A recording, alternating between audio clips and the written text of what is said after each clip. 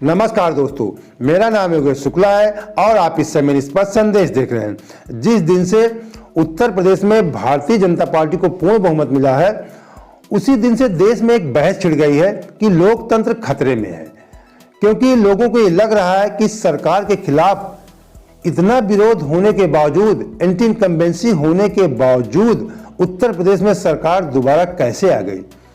यहाँ पे ये नहीं है कि भारतीय जनता पार्टी की सरकार थी या कि समाजवादी पार्टी की, कहने का मतलब सरकार से है, यूपी गवर्नमेंट से है। बेरोजगारी का मुद्दा था, किसानों का मुद्दा था, महंगाई का मुद्दा था, अन्ना पशुओं का मुद्दा था। एक मुद्दा और था कि सरकार के खिलाफ कोई अगर बोलता है तो उसको देशद्रोही करार दे दिया जाता है। तो इस तरह के तमाम मुद्दे होने के बावजूद उत्तर प्रदेश में सरकार दोबारा कैसे आ गई, ये लोगों को सोचने पे मजबूर कर रहा है। जो राजनीतिक पंडित है, विश्लेषक है या पत्रकार है, सब लोग सोच रहे हैं कि हमारा लोकतंत्र खतरे में। इसलिए कह रहे हैं, मैं बता दूं कि लोकतंत्र का एक कहने हमारा देश का लोकतंत्र है कि सरकार के खिलाफ आवाज़ उठाई जाती है, सरकार के गलत कार्यों का विरोध करने के लिए छूट होती है और सरकारें गिर जाती हैं। तो जो किसान आंदोलन हुए या बेरोजगारों के तमाम आंदोलन, बेरोजगारों पर आप सब जाने मुझे बार बार क्या कहना है, बेरोजगारों के खिलाफ क्या क्या नहीं अत्याचार हुआ, और अन्ना पशुओं का जबरदस्त मुद्दा था, महंगाई मुद्दा था। इसके बावजूद सरकार अगर दोबारा आती है तो इस तरह के जो बेरोजगारी के मुद्दे उनकी एक तरह समझिए खत्म हो जाए, उनकी हत्या हो जाएगी। आंदोलन कोई महत्व बचेगा ही नहीं। सरकार तानाशाह हो जाएंगी, कोई भी सरकार होगी। और इस देश में मैं आपको थोड़ा याद दिला दूं, जब सन 2000 कहने का मतलब 2, 3, 4 में जब अटल बिहारी वाजपेयी सरकार थी, तो उन्होंने कभी, जो इस समय माहौल चल रहा है, उन्होंने कभी हिंदू राष्ट्रवाद को पनपने नहीं दिया है। इसीलिए उनकी आरएसएस से मैं बता दूं आपको पड़ती नहीं थी, और उन्होंने इसीलिए उनकी दोबारा सरकार भी नहीं आ पाई, क्योंकि वो जो हमारे देश का जो संवैधानिक लोकतंत्र है, बता दूं, जो संवैधानिक मेरी बात समझना, जो संवैधानिक लोकतंत्र है उसको लेकर वाजपेयी जी चल रहे थे। वो कहते थे कि पार्टी रहे या न रहे लेकिन देश रहना चाहिए, ये वाजपेयी जी का कथन था। तो पार्टी का महत्व नहीं देते थे, हमारे अपने देश के संविधान को महत्व देते, देश को महत्व देते थे।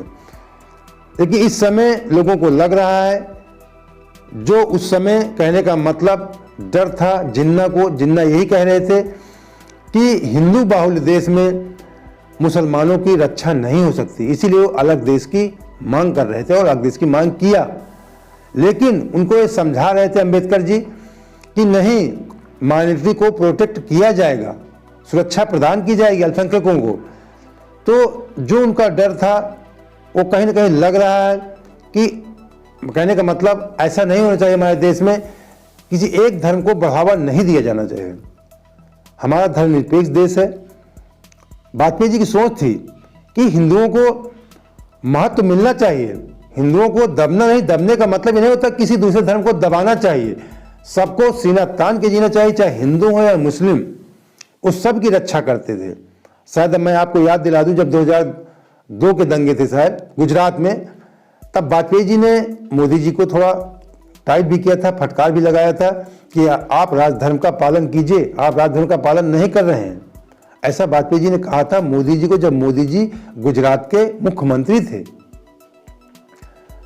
तो उनकी एक सोच थी कि हम सबको साथ लेके विकास कर सकते हैं, किसी को तोड़ के भी या किसी का विरोध करके देश को विकास नहीं कर सकते हैं। जिस समय हमारे देश में एक माहौल क्रिएट किया जा रहा है, बनाया जा रहा है, आप लोग देख रहे होंगे। तो दोस्तों, इस समय जो तमाम राजनीतिक पंडित हैं, मैं देख रहा हूं, आप भी देख रहे हैं, सोशल मीडिया डिबेट चल रही है, बहस चल रही है। एक ये मुद्दा बना हुआ है कि संवैधानिक लोकतंत्र और चुनावी लोकतंत्र, आने वाले समय में एक कहने का मतलब इसमें एक बहस छिड़ेगी, एक संघर्ष छिड़ेगा। संविधान हमारा कतई नहीं कहता कि हिंदू राष्ट्रवाद की बात नहीं करता हमारा संविधान, और कहीं ना कहीं राजनीतिक पार्टियां जो विचारधारा है इसकी बात करती हैं। चुनावी लोकतंत्र के सहारे वो लोग सोच रहे हैं कि हिंदू राष्ट्र बनाया जा सकता है, लेकिन हमारा संवैधानिक लोकतंत्र इसकी इजाज़त नहीं देता है। तो ये एक बहुत बड़ी बहस का मुद्दा है और होना भी चाहिए। इसलिए होना चाहिए कि आने वाले समय में किसी को अगर सरकार किसी भी समुदाय को या किसी भी विभाग को दबाती है तो लोग डरेंगे कि हमारे आंदोलन करने का कोई महत्व नहीं है और सरकारें तनाशाह हो जाएंगी। ये लोकतंत्र के लिए खतरा होता है, क्योंकि आंदोलनों का महत्व होता है। ये आंदोलन की लोकतंत्र की एक तरह समझ लीजिए कि ताकत है आंदोलन। अगर आंदोलन ही खत्म हो जाएंगे तो लोकतंत्र खत्म हो जाएगा। आंदोलन के द्वारा हम लोग सरकार को, कहने का मतलब सरकार को झुकाते हैं और सरकार को झुकना चाहिए मीडिया के द्वारा।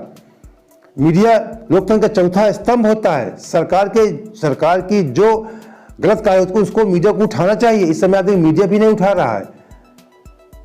तो मीडिया और सरकार के खिलाफ जो आंदोलन किए जाते हैं इनका होना बहुत जरूरी है। तो इस समय क्या आप लोग भी हमें सलाह दें, और जो इस समय देश में बहस छिड़ी हुई है, क्या बेरोजगारी जो आंदोलन, बेरोजगार तमाम लोग लड़के आंदोलन करते थे, युवा या किसानों ने आंदोलन किया, क्या आंदोलन का महत्व आने वाले समय में उनको, कहने का मतलब, प्राथमिकता दी जाएगी कि नहीं दी जाएगी सरकार द्वारा, या वो खत्म कर दी जाए या आंदोलनों की हत्या हो जाएगी?